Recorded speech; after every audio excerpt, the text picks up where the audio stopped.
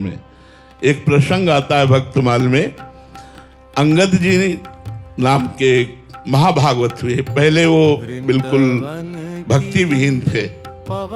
उनका भतीजा राजा था और वो पूरे राजभोग में मत वाले रहते थे। जब उनका ब्याह हुआ तो उनकी पत्नी इतनी भक्ता निकली कि वो जहां जन्मी थी वहां संत जन आया करते थे, तो सत्संग होता था, साधु सेवा होती थी। तो उन्होंने बचपन में गुरु मंत्र ले लिया था, खूब गुरु भजन करती थी। लेकिन जब ब्याह होके आया तो पति एकदम भगवान से विमुख, किसी संत पर कोई श्रद्धा नहीं, कोई ठाकुर जी पर श्रद्धा नहीं, बस वही खाना पीना राजसी राजभोग में मस्त रहना। अब उनको तो बड़ी विचलता हुई, न संत चरणामृत मिले, न संत जूठन मिले, न संत दर्शन मिले, न कोई भक्ति के लक्षण। इतनी सुंदर थी कि अंगद जी आसक्त हो गए पत्नी में। ये खास बात बन गई।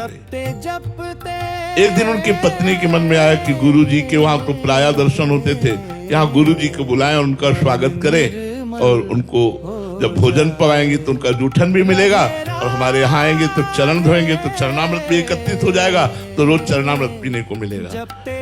उन्होंने, अब रानी थी तो सेवकों को भेजा गुरु जी के पास प्रार्थना पत्र की, आप कृपा करके पधारो। मैं तो नहीं आ सकती क्योंकि हमारे पति भक्ति भाव के विरुद्ध हैं, तो आप कृपा करके घर एक बार पधारो तो आपका चरणामृत, आपकी जूठन, आपका दर्शन, आपका वचनामृत मुझे प्राप्त हो।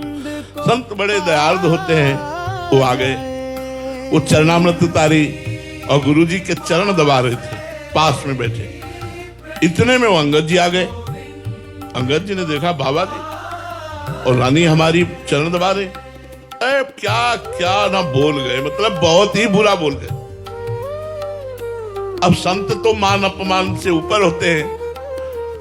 अब वो तो रोने लगी रानी, गुरुदेव भगवान क्षमा कीजिए, ये बहुत ही भक्ति विरोधी भाव वाले हैं, आप क्षमा कीजिए। उनका कोई बात नहीं बेटा, मैं जा रहा हूं यहाँ से, तुम अपने भजन में लगना। और वो चले गए।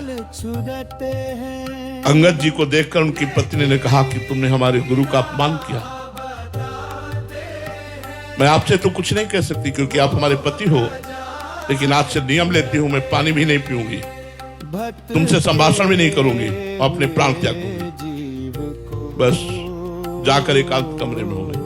अब अंगद जी, क्योंकि पत्नी से बहुत प्यार करते थे, वो बहुत सुंदर थी, मनोनुकूल, तो एकदम उन्होंने जाकर बहुत मनाया। जब नहीं मानी तो चरण पकड़ लिए। और अंगद जी ने कहा मैं वो सब कुछ करने को तैयार हूं जो तुम कहोगे, लेकिन तुम पानी पियो, भोजन पाओ, तुम जीवित रहो। अगर तुम जीवित नहीं रहोगी तो मैं भी मर जाऊंगा। मैं वो सब करने को तैयार हूं जो तुम आज्ञा करोगे। देखो घटना परिवर्तन कर दी। तो उनका जाओ, हमारे गुरुजी को साष्टांग दंडोत करो और उनको पुनः लिवा के लाओ और उनको भोजन पवाओ और उनकी आप भी जूठन पाओ। ऐसा ही किया। पत्नी के प्रेम से विवश होकर गए, गुरुजी को जे ही जूठन पाई, जीवन बदल गया। संतों के उच्छिष्ट में बड़ा बल होता है, जीवन बदल गया। अब तो वो स्वयं अपनी पत्नी से बढ़कर भक्ति करने लगे। और यहां तक प्रसंग आया कि एक बार उनके जो भतीजे राजा थे, उन्होंने हीरा के लिए, वो बड़ा प्रसंग है, जहर उनके भोजन में मिलवा दिया। तो जब ठाकुर जी को भोग लग के आया और फिर उनको सूचना दी उनकी बहन ने कि इसमें जहर मिला है, तो उनका जब ठाकुर जी ने पा लिया तो अब प्रसाद थोड़ी छोड़ेंगे, चाहे जहर मिलाओ चाहे जो कुछ, पूरा प्रसाद पा। कुछ नहीं हुआ अंगद जी का, पूरा जहर पच गया। ऐसे माँ भागवत हुए कि भक्तमाल में उनका चरित्र लिखा गया है।